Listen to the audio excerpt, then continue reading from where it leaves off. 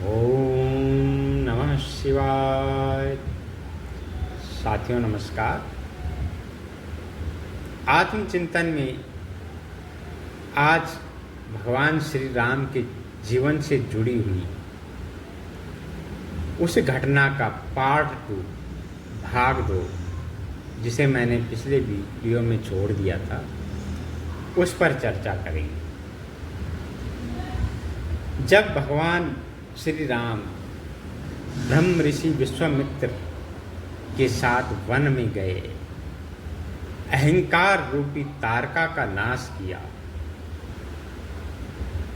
और अपने अहंकार पर विजय प्राप्त की, फिर वे आश्रम की तरफ बढ़े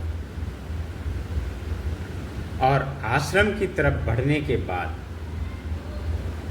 उन्होंने गुरुदेव के यज्ञ की रक्षा के लिए राक्षस जो ऊपर से आते थे उड़ते हुए, मांस और अभोज्य पदार्थ यज्ञ कुंड में डालते थे, उनको आसमान में ही रोकना, उनकी चीख पुकार हो हल्ला उसको यज्ञ कुंड के आसपास ऋषि मुनियों के मंत्रोच्चारण में बाधा न पड़े उसको रोकना और उनसे गुरुदेव के यज्ञ की रक्षा करना, यह उनके लिए परम श्रेष्ठ आज्ञा थी। अब गुरुदेव ने श्री राम को कई अस्त्र और शस्त्र विद्याएं प्रदान की, विभिन्न अस्त्र और शस्त्र भी प्रदान किए। अब उनके पास अस्त्र और शस्त्र का भंडार था, एक से बढ़कर एक अस्त्र, लेकिन उनको चलाना है तो उन अस्त्रों को कैसे चलाना है, उसके लिए आता है हमारा चित्तवृत्ति। अहंकार के नाश के बाद चित्त की वृत्तियों का निरोध करना परम आवश्यक होता है। चित्त को एकाग्र करना होता है और वही श्री राम ने वहाँ पर किया। उन्होंने अपने चित्त को एकाग्र किया, लक्ष्य भेदा, असुरों को आसमान में ही उड़ा डाला। वो जो मांस और अभाज्य पदार्थ उठा उठा करके फेंक रहे थे यज्ञ कुंड में, उन टुकड़ों को अपने बाणों से, अपने चित्त से दूर फेंक डाला। राक्षसों में त्राही त्राही मच गई, वे चीख पुकार करने लगे। जहाँ जहाँ गिरते वहीं धड़म की आवाज़ से धरती गुंजायमान हो उठी और उस शोर को उन्होंने यज्ञ कुंड के घेरे तक नहीं पहुंचने दिया।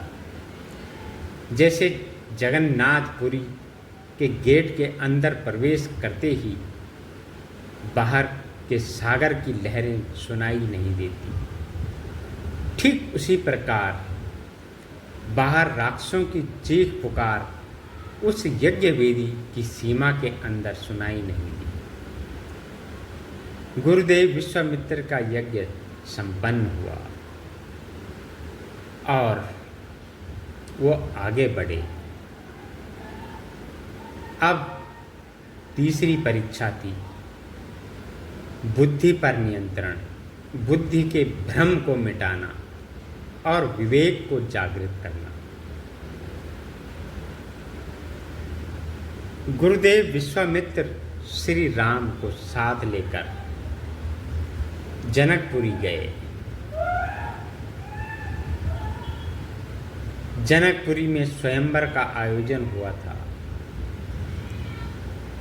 माता जानकी के विवाह स्वयंवर की तैयारियां चल रही थी। एक से बढ़कर एक महाप्रतापी राजा उदार पधारे हुए थे, मगर कोई भी महाराज जनक की जो प्रतिज्ञा थी उसे पूर्ण नहीं कर पाया। एक सुकुमार से बालक श्री राम अपने अनुज लक्ष्मण के साथ जब जनकपुरी पधारे, महाराज जनक ने गुरुदेव विश्वामित्र के साथ उनका भव्य स्वागत किया और वे माता जानकी के स्वयंवर कक्ष में पहुंचे। बुद्धि के भ्रम को मिटाया। भ्रम क्या है? रस्सी को सांप समझ लेना, अंधेरे में चलते हुए किसी झाड़ी को भूत या कोई जानवर समझ लेना, यह बुद्धि का भ्रम है। और बुद्धि भ्रम जब बढ़ता है तो चित्त वृत्तियां अधोगामी होती है, अहंकार बढ़ता है।